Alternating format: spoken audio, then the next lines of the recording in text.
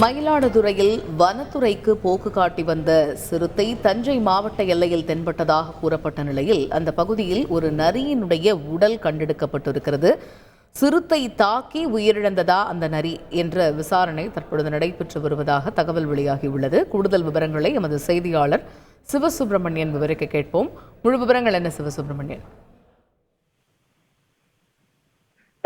கடந்த சில தினங்களாக இந்த பகுதி பெரும் பதட்டத்துடனே காணப்படுகிறது. காரணம், மயிலாடுதுறையில் போக்கு காட்டிய அந்த சிறுத்தை தற்போது தஞ்சை எல்லையில் வந்துவிட்டதாக இந்த பகுதி மக்கள் வீதியில் உள்ளனர். இந்த நிலையில் வனத்துறையினர் துருவி ஆங்காங்கே சோதனை நடத்தி வருகின்றனர்.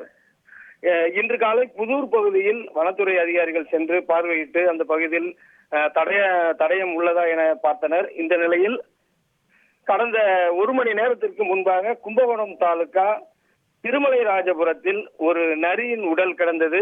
அந்த பகுதி மக்களிடையே அதிர்ச்சியை ஏற்படுத்தியுள்ளது. இது சிறுத்தை தாக்கிதான் கொல்லப்பட்டு இருக்கும் என கருதி அந்த பகுதியில் ஏராளமானோர் குவிந்தனர். இந்த நிலையில் அந்த சிறுத்தையை காண வனத்துறை அதிகாரிகள் அந்த பகுதிக்கு சென்றுள்ளனர். தற்போது அந்த பகுதிக்கு சென்று விசாரணை மேற்கொண்டு வருகின்றனர்.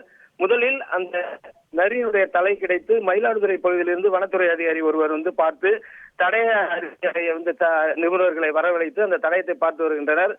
அருகில் போர்செட்டு பகுதியில் ஒரு கால் தடம் உள்ளது. அது சிறுத்தையின் காலா என்பது குறித்தும் ஆய்வு செய்து வருகின்றனர். தற்போது கும்பகோணம் தாலுகா திருமலை ராஜபுரத்தில் பகுதியில் இந்த நரி கொல்லப்பட்டிருப்பது ஒரு பதட்டத்தை ஏற்படுத்தியுள்ளது. இந்த பகுதிக்கு சிறுத்தை வந்துள்ளதா என்பதை வனத்துறையினர் தற்போது அந்த பகுதியில் ஆய்வு செய்து வருகின்றனர். தடய நிபுணர்களும் அந்த பகுதிக்கு தற்போது விரைந்துள்ளனர்.